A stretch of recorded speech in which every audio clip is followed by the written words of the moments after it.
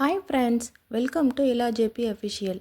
இன்றைக்கி இந்த வீடியோவில் இட்லி தோசைக்கு சூப்பரான சைடிஷான புதினா சட்னி எப்படி செய்யலான்னு தான் பார்க்க போகிறோம். இது மாதிரி புதினா சட்னி செஞ்சு நல்லா பஞ்சு போல் சாஃப்டான தோசை கூட வச்சு சாப்பிடும்போது இன்னும் 2 தோசை எக்ஸ்ட்ரா தான் சாப்பிட்ணுன்னு தோணும். அந்த அளவுக்கு இந்த சட்னி ரொம்பவே டேஸ்ட் அருமையாகவே இருக்கும். வாங்க இந்த புதினா சட்னி எப்படி செய்யலான்னு பார்க்கலாம்.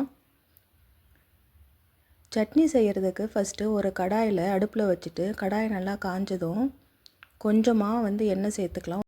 எண்ணெய் நல்லா காஞ்சதும் அதோட ஒரு 2 ஸ்பூன் அளவுக்கு வெள்ளை உளுந்து சேர்த்துக்கலாம். உளுந்து சேர்த்துட்டு அதை ஒரு நிமிஷம் இந்த மாதிரி நல்லா வறுத்துக்கலாம். அது கூடவே நம்ம காரத்துக்கு தேவையான அளவுக்கு காஞ்ச மிளகாய் சேர்த்துக்கலாம். நான் 2 மிளகாய் தான் சேர்க்குறேன். உங்களுக்கு எவ்வளோ வேணுமோ அவ்வளோ சேர்த்துக்கோங்க. அது கூட ஒரு துண்டு இஞ்சி இந்த மாதிரி சின்ன சின்னதாக கட் பண்ணி சேர்த்துக்கலாம். அதோடவே ஒரு 10 பல் பூண்டு சேர்த்துட்டு உளுந்தோட நிறம் ஒரு கோல்டன் கலராக ஆகிற வரைக்கும் கொஞ்சம் 2 நிமிஷத்தளவுக்கு வறுத்துக்கலாம். நல்லா உளுந்து வறுபட்டுருச்சு.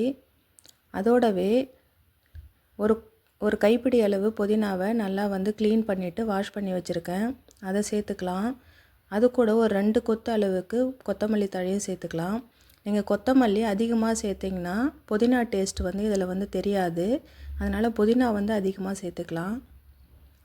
சேர்த்துட்டு நல்லா புதினா வதக்கிற வரைக்கும் வதக்கிட்டு அதில் ஒரு 1/4 மூடி அளவுக்கு தேங்காயை இந்த மாதிரி சின்ன சின்னதாக கட் பண்ணி வச்சுருக்கேன். அதையும் சேர்த்துட்டு ஒரு 2 நிமிஷத்துக்கு வதக்கிக்கலாம். புதினாலாம் நல்லா வதங்கினதுக்கப்புறம் லாஸ்ட்டாக அது கூட 1 ஸ்பூன் அளவுக்கு பொட்டுக்கடலை சேர்த்துட்டு ஒரு சின்ன நெல்லிக்காய் அளவு சைஸுக்கு புளியும் அதோடவே சேர்த்துட்டு ஒரு நிமிஷத்துக்கு மட்டும் இந்த மாதிரி வதக்கி விடுங்க. 1 நிமிஷத்துக்கு அப்புறம் இதை அப்படியே எடுத்து நல்லா ஆற வச்சுக்கலாம். நல்லா ஆறினதுக்கப்புறம் ஒரு மிக்ஸி ஜாரில் மாற்றிட்டு அது கூட தேவையான அளவுக்கு உப்பு சேர்த்து தேவையான அளவு தண்ணியும் சேர்த்து இந்த மாதிரி நல்லா மைய அரைச்சி எடுத்துக்கோங்க. பாருங்கள், இந்த மாதிரி நல்லா மைய அரைச்சிக்கலாம். இதை வேறு ஒரு பாத்திரத்துக்கு மாற்றிக்கலாம்.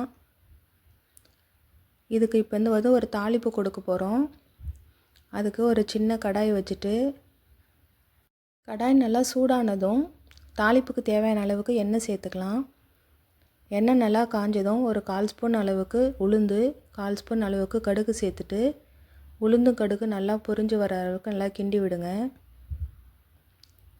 கடுகு உளுந்து நல்லா பொரிஞ்சதும் அதோடவே ஒரு கொத்து கருவேப்பிலையும் சேர்த்து இந்த தாளிப்பை எடுத்து அந்த சட்னியோடு சேர்த்துக்கலாம்.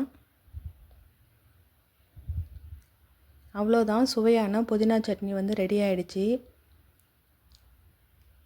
இந்த சட்னியோட அளவு ஒரு 5 பேர் சாப்பிட்ற அளவுக்கு இருக்கும். உங்களுக்கு தேவைன்னா நீங்கள் இன்னும் கூட கொஞ்சம் தண்ணி சேர்த்துக்கலாம்.